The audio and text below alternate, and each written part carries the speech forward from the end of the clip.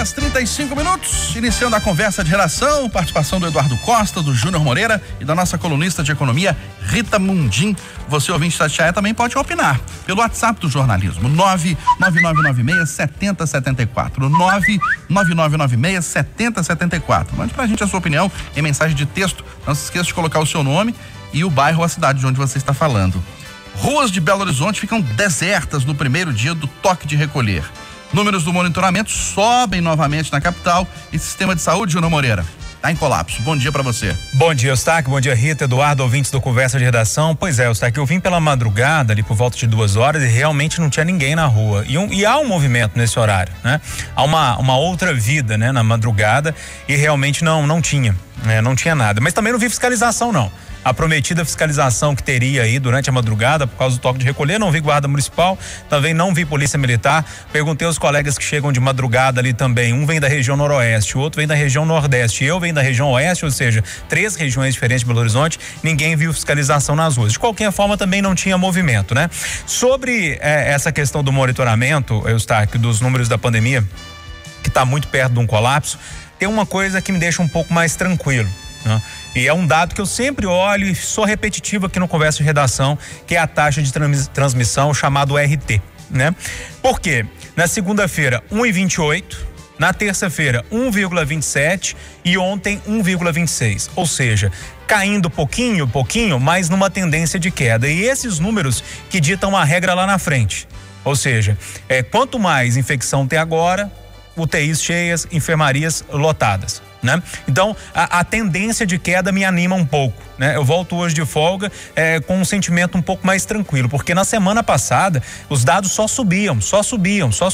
E agora nota-se uma tendência de queda, precisa ficar de olho hoje, então, nessa divulgação dos dados mais tarde pela prefeitura para saber se esses dados continuam caindo. Se continuarem caindo, é uma boa notícia. A tendência é que daqui a pouco as UTIs comecem a esvaziar, mas isso é um período, né? Pelo menos uns 15 dias aí pra gente ver essa diferença, os dados que estão caindo agora. É mais ou menos por aí, e não tem muito o que falar. A rede particular me assustou demais ontem vendo a notícia do 100%, 103%, né? Tem mais gente internada do que leitos disponíveis. As UTIs aqui em Belo Horizonte no sistema SUS, 96%. Ou seja, tudo que nós estávamos falando há um tempo aqui no Conversa de Redação, na programação da rádio como um todo, ou seja, vai acontecer, gente, vai explodir. Se nós não tivermos calma, se nós não fizermos a nossa parte, vai explodir. E os dados estão aí mostrando. E é importante agora. Não sei se esse toque de recolher vai ter tanto reflexo assim nos dados, mas pelo menos é uma medida para tentar com que as pessoas fiquem mais em casa. É mais fácil de observar onde estão as festas clandestinas, né, com o toque de recolher, e tomara que esse fechamento da cidade, o toque de recolher, tragam bons números daqui a pouco pra gente, mas esses últimos dias, os últimos 3 dias me deixaram animado, viu, Eustáquio? E você, Eduardo Costa, tá otimista que esse toque de recolher, entre outras medidas da onda roxa, poderá fazer com que os índices baixem em Belo Horizonte e por todo o estado? Bom dia. Bom dia para você e para todo mundo. Ô amigo, quando há opção, a gente tem dor de cabeça para escolher. Quando não tem, é acreditar. Eu treino a minha cabeça para quando eu não tenho o que falar. E se estivesse no lugar de quem tomou a decisão, eu não saberia o que fazer, a minha tendência é concordar. Então, estou torcendo para que o governador esteja certo. Estou feliz com os prefeitos, na sua esmagadora maioria, que aderiram. Triste com aqueles que acham que deve fazer diferente. Que essa não é a hora de reclamar das autoridades porque elas não fizeram a sua parte. E a gente tem muito o que reclamar. Faltou muita providência, sim. Houve muito bate-cabeça. Mas essa é a hora de união para diminuir o volume de mortos. E quando se fala em número de leitos de CTI no setor privado, lá também, Eustáquio, é difícil formar equipes, mas é diferente do setor público. O setor público não é que o gestor é mais incompetente, às vezes na maioria das vezes mas mesmo que ele seja bom, nós estamos vendo a luta da FEMIG, que até pouco tempo era presidida pelo atual secretário de saúde, para contratar profissionais, mas é um processo todo diferente. E para você ter uma ideia, eu falei agora cedo com o dirigente de hospital, que é minha referência, porque virou a pessoa com quem eu falo com certa frequência, o Henrique Salvador, e ele disse: criaram ontem mais 20 leitos de CTI e estão criando hoje mais 10 de enfermaria. Então, nas palavras dele, Eduardo, a situação está tensa, estamos nos virando e vamos fazendo. Então, há essa esperança de que na rede privada, né? E é importante que fique claro para a maioria dos ouvintes que a rede privada, nós não estamos falando só de hospital particular, gente. Nós estamos falando de hospitais que têm uma infinidade de convênios. E se esses hospitais recebem os conveniados, abre vagas para os que não têm convênio na rede pública. Então, uma coisa puxa a outra. E como eu nasci para ser otimista, eu tô com o Júnior acreditando que dias melhores virão. Vamos sofrendo aí, mas nós vamos chegar. E o seu sentimento, Rita Mundim, de medo, de desespero nesse momento, ou otimismo de que essas medidas mais rígidas poderão surtir efeito? Bom dia mais uma vez. Bom dia a todos. Eu acho que está havendo realismo, né, por parte do governador, dos prefeitos, um realismo diante da falta de velocidade de vacinação e da falta de comprometimento das pessoas anteriormente. Porque o combate ao Covid-19 é de todos nós. Então, eu acho que as pessoas, nesse momento de quase caos, nesse momento de limite, de situação limite, né? A gente tem cada um que colaborar. O momento envolve muita solidariedade. E aqueles mais jovens, aqueles rebeldes, né? Que se acham invencíveis ou imortais, que eles façam um momento de reflexão. Porque todas essas medidas que estão sendo adotadas é porque não houve um comprometimento maior da população em adotar os protocolos sanitários, em ficar mais quieto em casa. A gente viu aí o pessoal gozando férias de verão, carnaval, festa, aglomerações, como se não houvesse a doença. As praias lotadas são quadros que nós estamos colhendo hoje a falta de comprometimento da maioria da população durante muito tempo.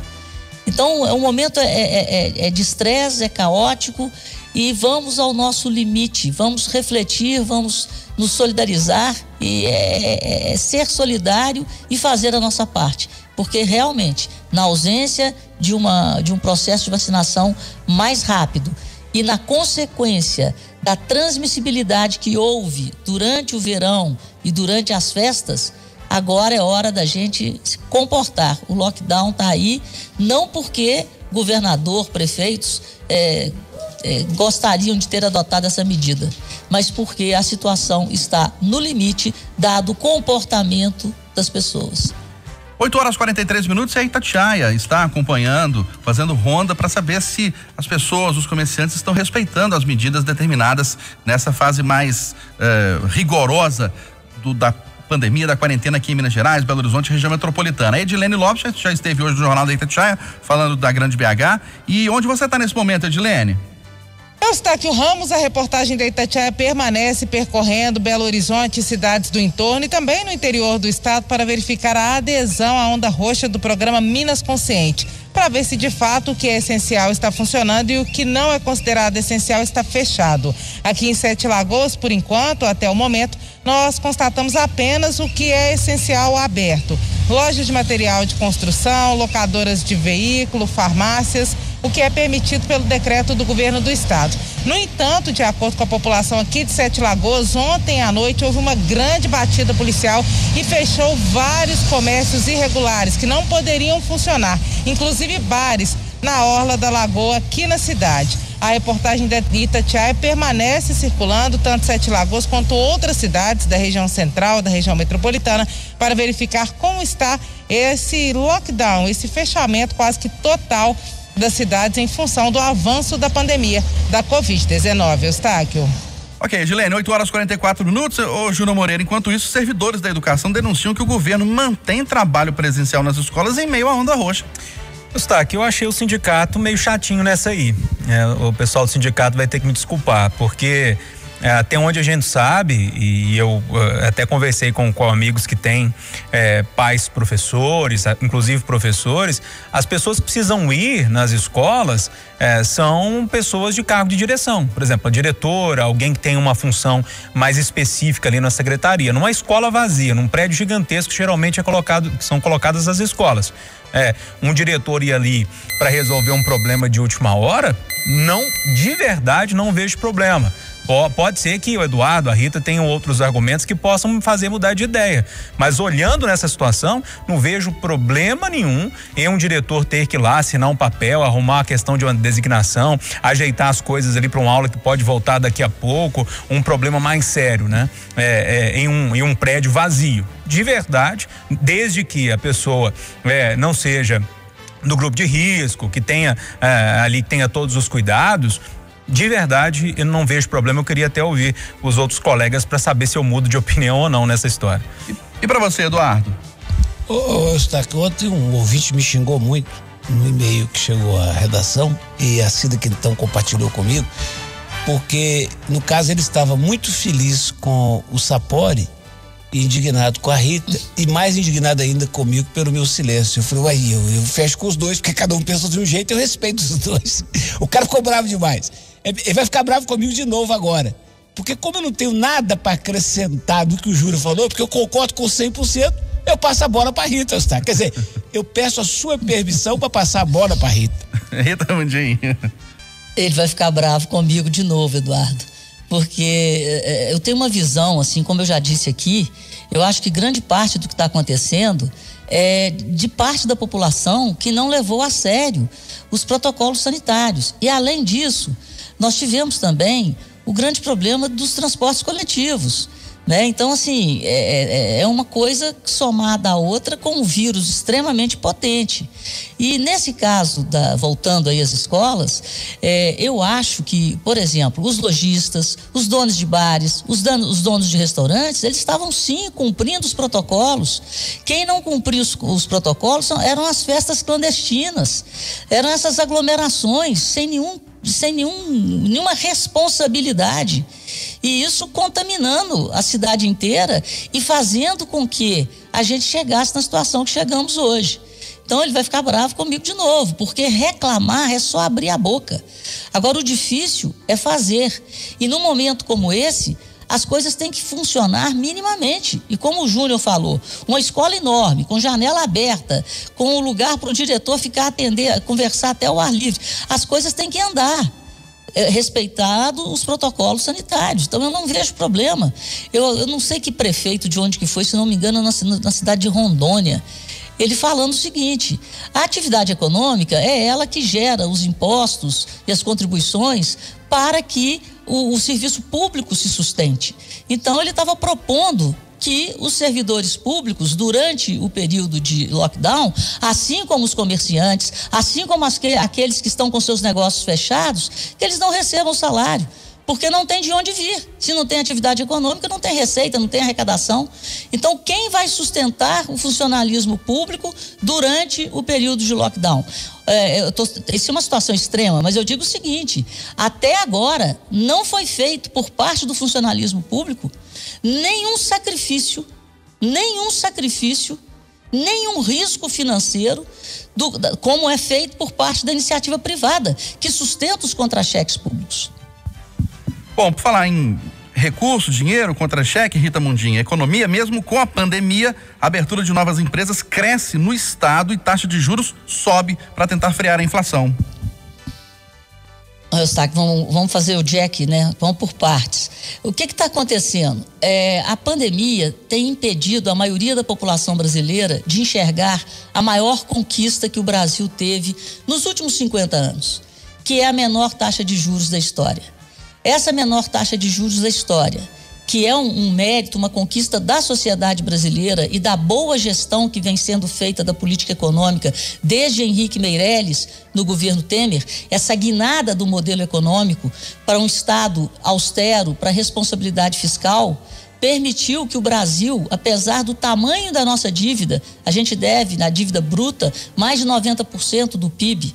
Então, apesar de tudo isso, permitiu que o Brasil fosse precificado como um país de boa gestão, como um país quase que com grau de investimento, com baixo risco. E isso fez com que explodisse o financiamento imobiliário, a compra de automóveis e o empreendedorismo. O Brasil virou uma chave maravilhosa. Nós saímos da agiotagem, porque todo mundo no Brasil queria ter dinheiro para viver de juros.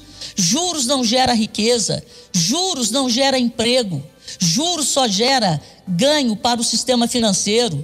Ninguém está comentando que os bancos tiveram o menor lucro dos últimos 25 anos. Isso é mudança estrutural do país. Para ganhar dinheiro hoje no Brasil, a gente tem que produzir, tem que trabalhar. Infelizmente, a pandemia não tem permitido que a gente vislumbre o país que pode vir pela frente.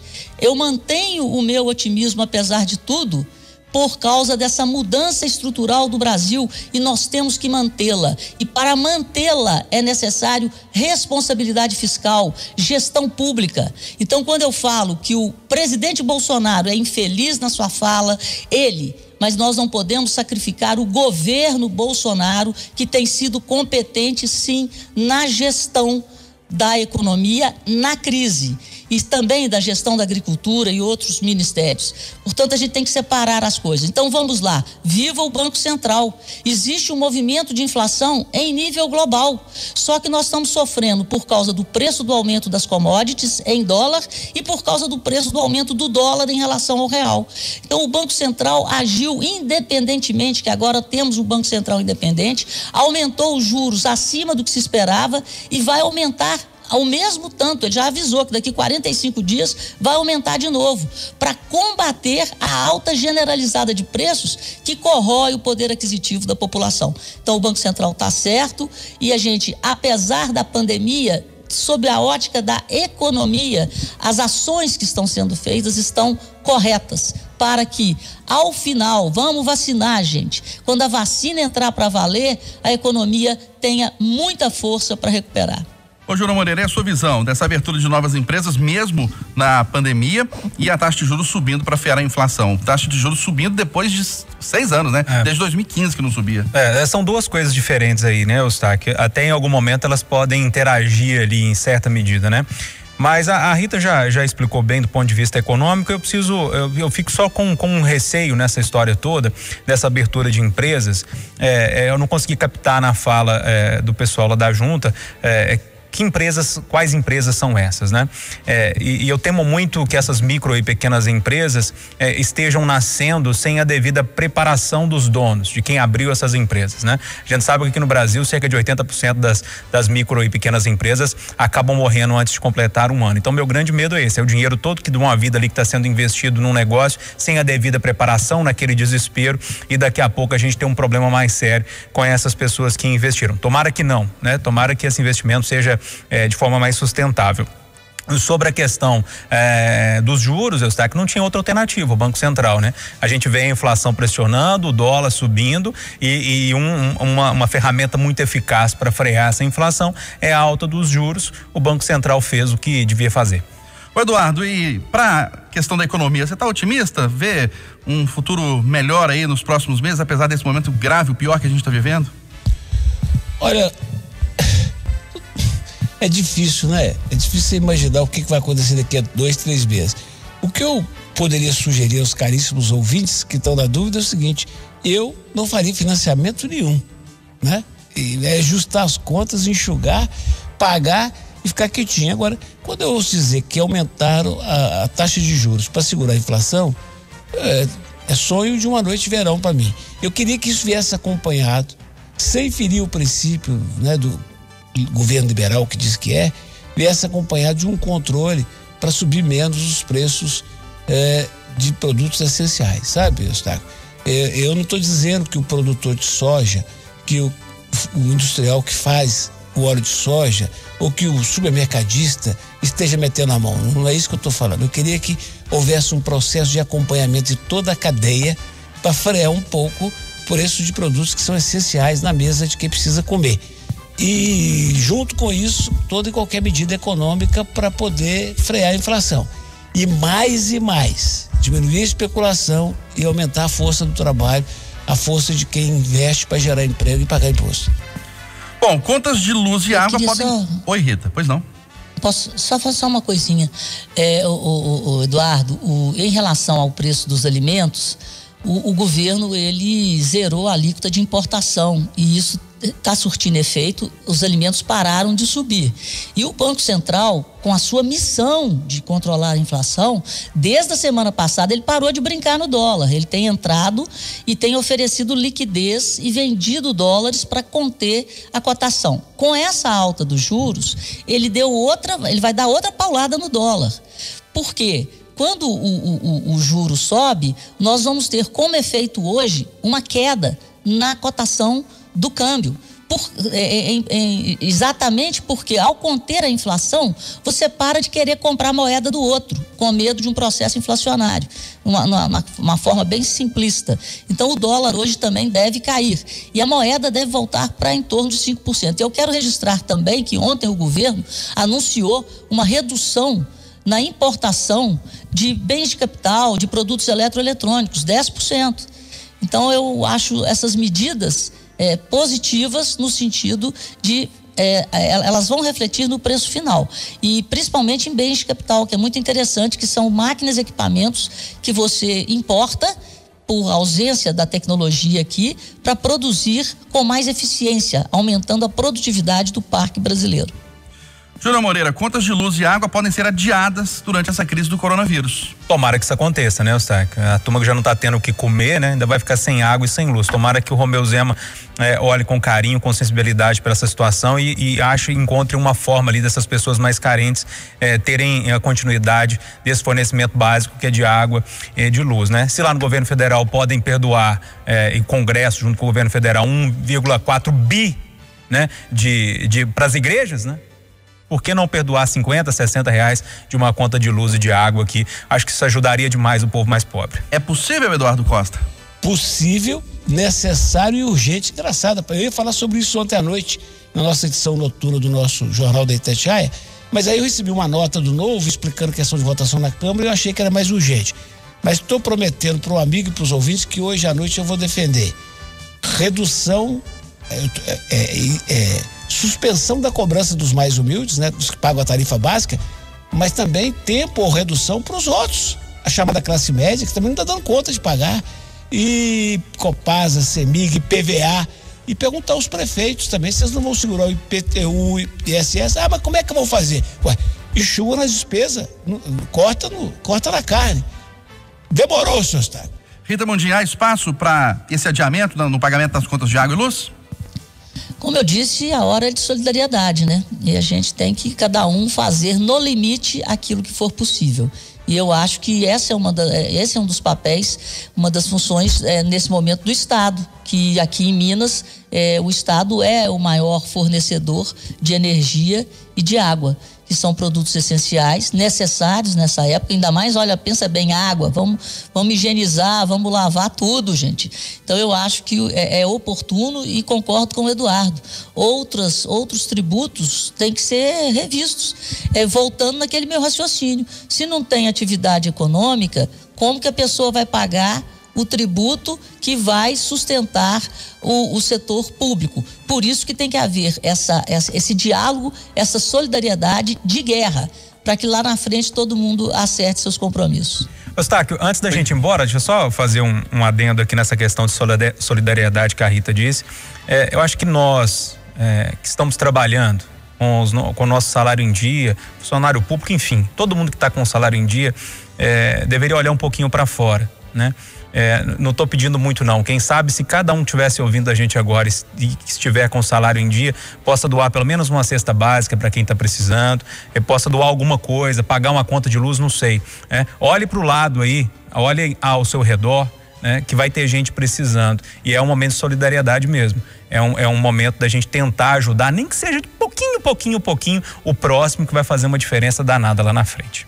O sinal eletrônico da Itatiaia vai marcar 9 horas em ponto em Belo Horizonte. Final do Jornal da Itatiaia, primeira edição desta quinta-feira. Apresentação: Aline Neves e Eustáquio Ramos. Vem aí o Assinantão. Ótimo dia a todos.